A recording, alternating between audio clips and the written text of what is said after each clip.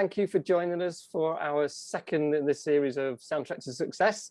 So for those who don't know me, I'm Mike Hall from ThinkSMART Marketing, and this idea was born from people having a bit of a nosy at my record collection, which you can see behind. And we put a post out about what music I liked, and we had this idea, and it sort of transformed into this idea where I would have a chat with business owners to get their take on music, what they love, what they like, what inspires them. And so delighted that our good friend Carolyn Hobdey has joined us today. Hi, Carolyn, how are you?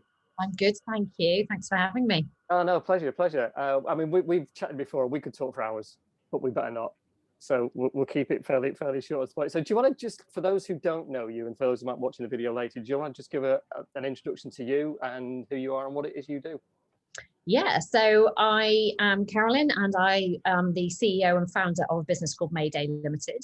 I kind of have two halves of my business a little, but Maydey is all about helping people to navigate change. So that change might be change that they've been forced into. So they might have suffered job loss or relationship ending or bereavement. So it might be sort of those sort of like crisis, forced change, or those people that sort of look at their life. And I think this is particularly pertinent over the last 12 months, where they look at their life and kind of think, like, this all kind of looks great. I've sort of got all of the tenets of success. But actually I'm sort of sitting here and thinking, like, is this it? Doesn't really feel right. So I help people that want to make that change in their lives for whatever reason they've come to that, to navigate it. And I've got a 9-step process called the Fathom Framework that helps people to sort of step through that change. So basically, I've thought about the how-to and develop that framework, and then people can then use that framework and apply it to themselves and to their lives, personally or professionally, and to help work through it. My background is HR, so I spent over 20 years working in the corporate world in HR. And as I like to put it in a nutshell, I kind of got fed up with trying to persuade grown-ups how to behave properly. So I decided to leave and do something else. Brilliant, thank you. And I've got to say, if you check out Carolyn's website, it's fantastic because we did the branding on it. And I did loads of the icons, so it's fabulous. So we went to have a chat because your inspiration, I mean, you've got a great story that we know from working with you about your backstory and your book and all this kind of stuff. But you use music in such a way to help you deliver those kind of things, as far as, you know, getting you into that special place. And you chose Freya Ridings, who, to be fair, I hadn't really had a listen to. So I did a bit of research and I quite like it. And it's a bit Florence and the Machine-y, so I kind of like it. But it means quite a lot to you, doesn't it, as far as where it puts you? Yeah, so what I love about Freya, and I stumbled upon Freya, I think quite early on, really, for her in her music career. So I was quite an early adopter of her work before it became a little bit more commercial as it is now. But what I love about her, she's actually quite young, and when she wrote quite a lot of the songs that you can hear at the moment, you know, I think she was just in her early 20s. Which I think it's really easy to sort of sit there and go, well, kind of, what does she know about life and why is she sort of so deep and meaningful? But it kind of resonates with me because I always feel that I've been a bit of an old soul. So I think that I had a wisdom and a depth, I think, in my life, you know, sort of well ahead of my time. So I think that resonates with me. But her music is very emotive. You know, some of it is upbeat, some of it less so.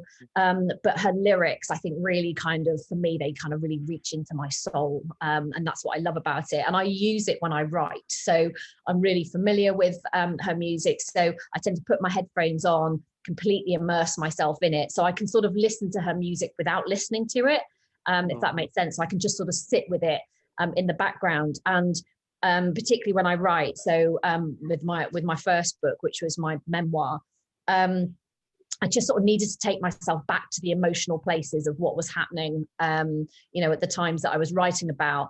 And what her music allows me to do is sort of really connect with that emotional side of myself. So whether it was, you know, happy or sad, but she just sort of helps me to access my emotions so that I can write from a really authentic place. And that's the key for you, isn't it? Especially with the book. Which do you want to tell everyone a little bit about the book, what it's about, and what it's called? Yeah. We won't bleep it out. It's all right. It's fine. I've got a copy here, so I'm always. Yes. Oh, there you go. You see, there you go. Always on brand. Product placement. So my book is my memoir. So back in 2018, my whole life imploded. So I was in a job that I loved, and I was forced out of that job because my line manager sort of said and then wrote some things that they shouldn't have done. and it made my situation untenable. So I was forced out of a job that I loved, and at the same time I was selling my house. So the house sale was going through. It's a house that I owned with my partner, and we co-parented his 3 children. And he walked into the room one day and said, when the house sale goes through, our relationship is over. So within the space of 10 days, I lost my job, I lost my home, because I had to like leave straight away. And I lost my relationship, and I essentially lost my sort of ready-made family. So all within the space of 10 days, my whole world kind of caved in, and everything that I thought gave me my identity just disappeared out from under me. So fast forward a little bit, but I've ended up writing a memoir that's about my life. And really the understanding that the thread that ran all the way through it that sort of took me to that point was my own lack of self-worth. And what my memoir does is it looks at all the relationships sort of across that journey, both professionally, but mostly personally, that led me there. So the title of my book is All the Twats I Met Along the Way. So it's the first book of my Twats trilogy. It started off as 1 book and it's turned into 3. So book 2 is De-Twat Your Life, which will come out next year. De-Twat Your Life is all about my journey out from that dark place. And it's actually, so the 9 steps of my Fathom framework that I talked about earlier, it's how those 9 steps came into being. So it's again, part story of me and part what the step is all about. So it's how I took that journey out and sort of understood what those steps to make that change were. And then the last book will be Twats at Work. And that's because there's a bit of my corporate life in book 1, but I couldn't fit all of it in. I've got a lot of experience sort of coming from an HR world and some big corporates. And so book 3 is going to be all about focusing on that and taking a bit of a peek behind the curtain of corporate life. So yeah, just going back to when we were talking yesterday, you told me then that one of the things that you did to help you kind of get out of the de-stressing of the corporate side was your involvement with the dance and music as well. So that's another part in what you do as well, doesn't it? So it's not only the music you listen to, it's actually participating in some of the things that help you kind of, I suppose, switch off on the night. Yeah, definitely. So I sing in a choir, or I did pre-lockdown. It's one of the things that hasn't been able to happen, but I've sung all of my life actually from being a child, and always loved it. So done some amazing stuff during that time, and now I just sort of sing for pleasure with a choir, and it is great because it just completely switches you off. So we go, it's a fantastic group of people. We sing all sorts of stuff, from sort of classical stuff through to like rock and pop.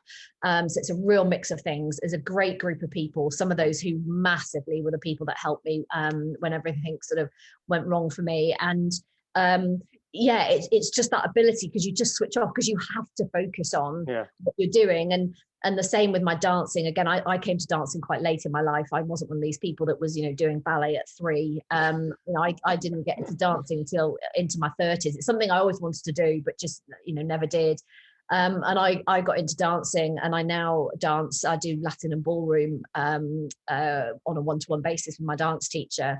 And again, you can't concentrate on anything else when you're trying to concentrate on that. And I think, what I said to you the other day is that if I used to turn up from work in that sort of stressed, corporate leadership state, because I had quite a big team of people that I led at the time, and would start dancing, particularly if you do ballroom, my dance teacher would go, oh, so you're leading today? Because I'd turn up with that kind of attitude on with it, and you'd think, no, I just need to. This is actually a moment where, particularly for a woman in dance, you have to agree to be led. You have to play your part, absolutely, because it's a reciprocal thing, but you have to allow yourself to be led. And that was probably really good for me, just to like de-stress and then just focus on the dancing. And it's interesting because in fact we've performed it twice, but one of the dances that we've choreographed and performed is actually to a Freya Ridings song. So so we performed Lost Without You a couple of times, and did that one on the premise of it being the outbreak of the Second World War. Right. So, and the whole premise of the story was about the man that was going off to war and leaving the woman behind. Right. So there's a whole story behind it, isn't it? And I think this is the thing, isn't it? When you're doing this kind of thing, you're stretching across the different genres of music. from classical to ballroom. I didn't know you ballroom you were doing it from. I expect you on see on Strictly soon then. But it's that would be my ambition. Is that your ambition? Is it? Strictly? Yeah, that's my ultimate ambition. Not as a professional, but it's, I need to get famous or maybe infamous. I have doing. I have run around Blackpool Ballroom as a keystone shot when I was at college.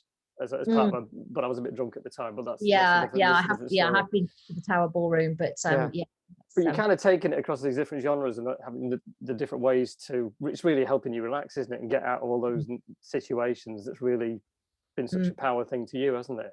As much as anything else. And kind of, we were talking yesterday about in the book how your book takes you through, and then where the book kind of comes to the end of the story. You were telling me yesterday is your kind of sod it, I'm going off and doing a load of concerts kind of thing.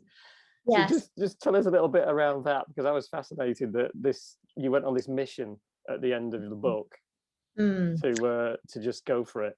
Yeah, so where the book ends and sort of my world caved in just after that, so it'll sort of be in the start of book 2, is that I went on a retreat. So far from it being a kind of tree huggy, stare at the sky thing, it wasn't that at all, because I think it had lasted about 20 minutes doing the silent thing.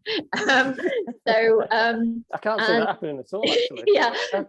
So I went on a retreat, and it was for women only, and it was over in Florida. So it was kind of a fantastic opportunity to kind of get away and just really reset myself. And one of the points of the retreat was really to kind of say, right, what life do I want to live, and what goals am I going to set myself? And like I said, I'd sort of lost all the parts of my identity by that point. So I guess for completeness, the relationship that I'd been in that broke down was abusive. So I'd really had, sort of everything that I was sort of stripped away from me over a period of time. And I needed to go and sort of go, right, well, who am I and what am I all about? And I sat there and we had to set some goals, like I said, and I decided, well, what is it that I really enjoy? What do I want to do? I thought, I love live music. I always have, obviously I've done my singing, my dancing. I love live music. And I thought, right, I'm going to set myself a challenge that I'm going to go and see some form of live music every month for a year was the goal. So that was in October 2018. And actually, whilst I was on the retreat, I actually booked my first tickets that were for immediately when I got back. So the first one I went to was the end of October 2018.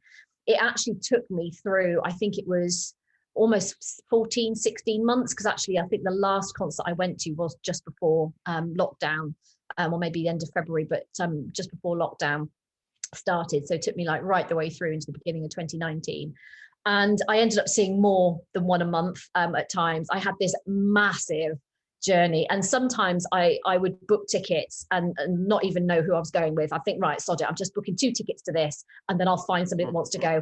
And I have to say, on a couple of occasions, just through circumstance and not because I'm a Billy No Mates, but a couple of times I did it. I actually went on my own. Thought, like, bugger it, I've got it. I've got this, I'm just going. This is part of me actually just finding my confidence and being who I am. So I saw all sorts of stuff. I went to all sorts of places, saw with some great people and made some great memories. So, right the way through, I tried to write a list after we talked yesterday, and I actually realized I missed loads off. So I actually went to a 1980s classical concert, actually in Millennium Square in Leeds, back in the summer.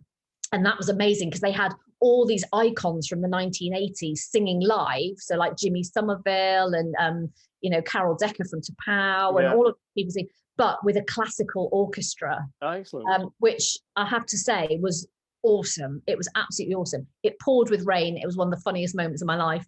Absolutely drenched. Amazing.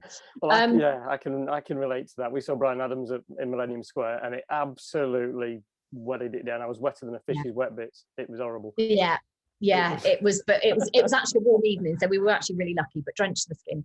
Right the way through. So I wrote down, I saw Michael Bublé, Rita Ora, Little Mix, Pete Tong and the Heritage Orchestra, Mariah Carey, Ariana Grande, Lewis Capaldi, Freya Ridings, funnily enough, a couple of times, Mabel, Ed Sheeran, Zara Larsson, Jason Derulo, Billy Joel, Jess Glynn, Clean Bandit, Cheryl Cole, Sigala, Years and Years, James Arthur and Jax Jones. So those were just the ones that I could remember. Well, I'm really impressed with the fact that I know most of them as well. So that's pretty good. I was waiting for you to read off all the 80s ones that me and Richard will know really, really well. But those, yeah, and then on, like I said, on top of that was the 18th, yeah. and I know there's ones that I've forgotten. So it was the most fantastic experience, the most amazing memories. Like I said, all sorts of different people that I went with. Yeah, it was. But it is about, isn't it? It's about invoking those memories, isn't it? And creating those emotional things from the minute you get the ticket through the post right through to, going to the event, buying the t-shirt, clearly, as Richard does. Yes. And being all part of that. It is that whole experience, isn't it? Waiting for it to come. And I think, we lose a bit with the e-tickets now, but everything coming through the post and things like that. But you were also saying, did you go to, did you go to the O2 was one you saw? Several of them were, actually, because the company I was working for at the time, we actually had a corporate box at the O2. Yeah. So several of them I was lucky enough to go to with corporate hospitality, and I have to say, the one of, I think probably the cherry of all of them, the cherry on the cake of all of them, was probably Pete Tong and the Heritage Orchestra, which was December 2019.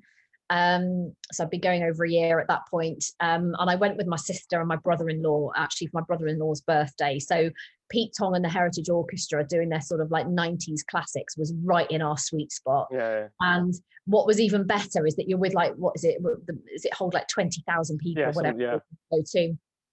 But because we were in corporate hospitality, it was kind of like doing the 90s and having a rave, but in a very adult kind of a way. Yes. Because there was all the massive that was sort of down there, and then so you really realised you'd grown up. But we had glow sticks. The people in the box next to us turned up. They had glow sticks and glow necklaces, and gave us some of those. And it was like having a party with like 20,000 people. Yeah. And that was absolutely awesome. So I was very lucky that I got to do some of that stuff at the O2. I've done the O2 because when I did work for O2, we did occasionally get the odd tickets. We did go and see Guns N' Roses there, and they were traditionally the hour late. But they normally turn up, and of course half the people are clearing off. And fortunately, I don't know how we ended up getting home, but we did.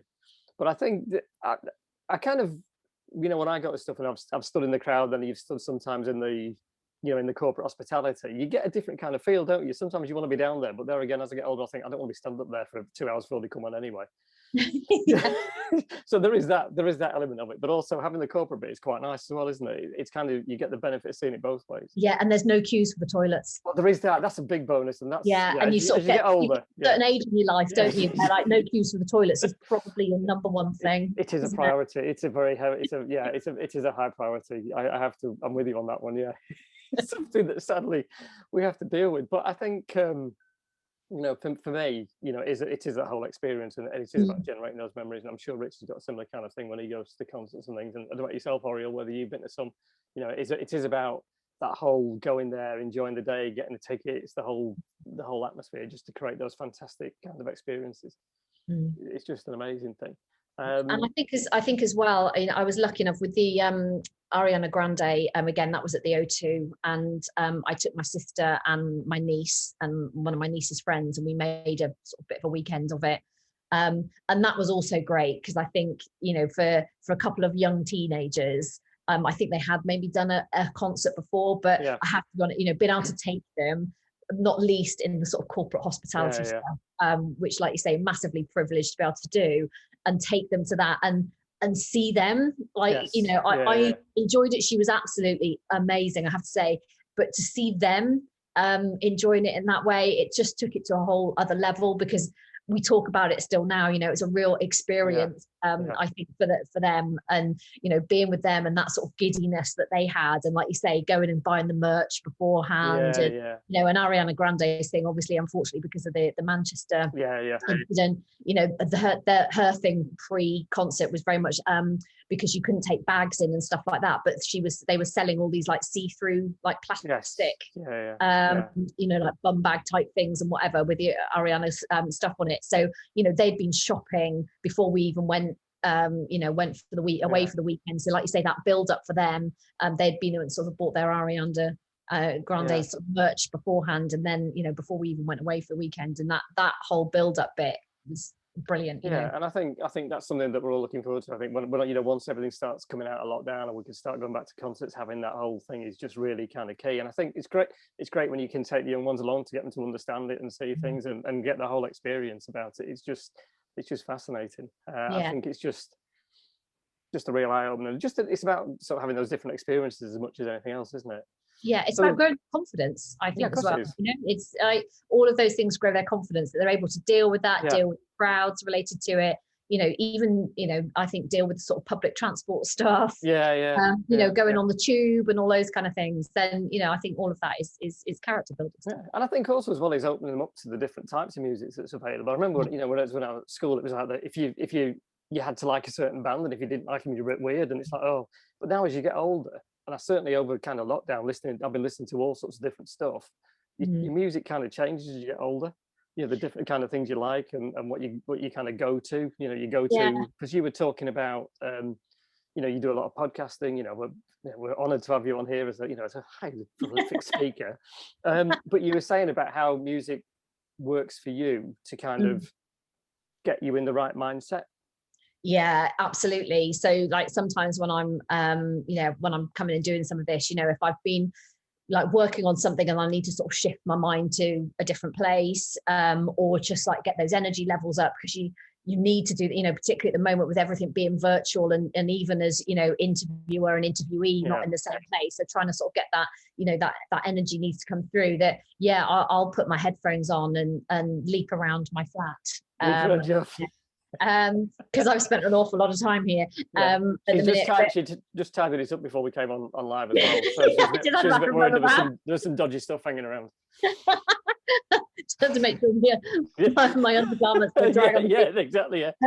But I do, you know, I do that thing where it's like I put my headphones on and I have certain tracks that I might listen to. So Sunlight by Years and Years is one of mine that really gets my energy levels up. And it's interesting because a lot of my stuff with Maydey is about helping people to sort of shine their light. You know that from the branding, that it's about that beacon of light, and getting people to access that sort of what I call their inner light and letting that shine. Because for so long for me in my life, that light was, I had to dim it down.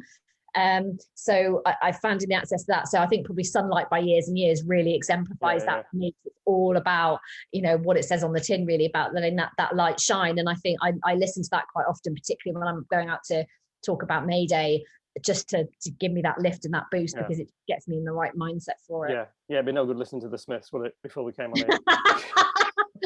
Not sure it's any good listening to Smiths.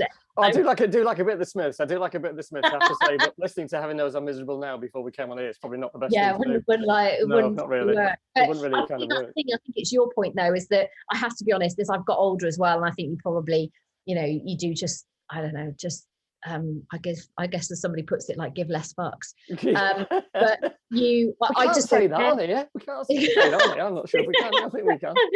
I think you sort of do. So the fact that, you know, I love contemporary pop music. You know, I will download that. I love a bit of like pop music. You know, when I go and dance, I mean, sometimes we're doing choreography to something particular, but if we're not, then, you know, we'll listen to all sorts of stuff and dance to it, and you know, and I don't care. I don't feel the need to be sort of too cool for school, really. Like I said, you know, you can tell from the list of concerts I went to, like Mariah Carey was kind of the worst, best, cheesiest experience ever, and it was, I purely went because hearing her sing All I Want for Christmas Is You live was like on my bucket list. It's my favorite Christmas song, but the rest of the concert was like an ultimate cheese fest, but it was one of the funniest experiences of that entire year. Well, that's what you can. And it's like I just don't care. No, that's it. I think you're right. I think you list to also. I mean, I was weaned on Barry Manilow from my mum, but you know, I want to hold that. But you can't beat a bit of Barry. No, you can't beat a bit of Barry. No. You can't, like a bit of like just smooch along to a bit of Barry Manilow. Oh yeah, it looks like we made it. That's my ultimate like Barry Manilow song.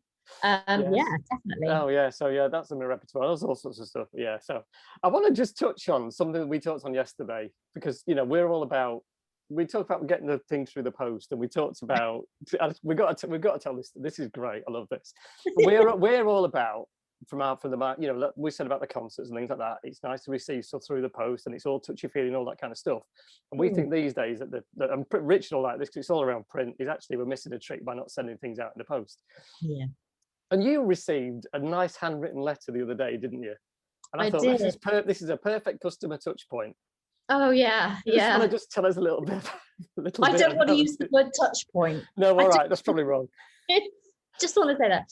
Yeah, so I was telling Mike yesterday that I received a letter through the post, as he said the other day, and in the envelope, so it was a type envelope, but inside the envelope was another envelope that was as handwritten, and as it turned out, it was addressed to me, but it had gone to my publisher.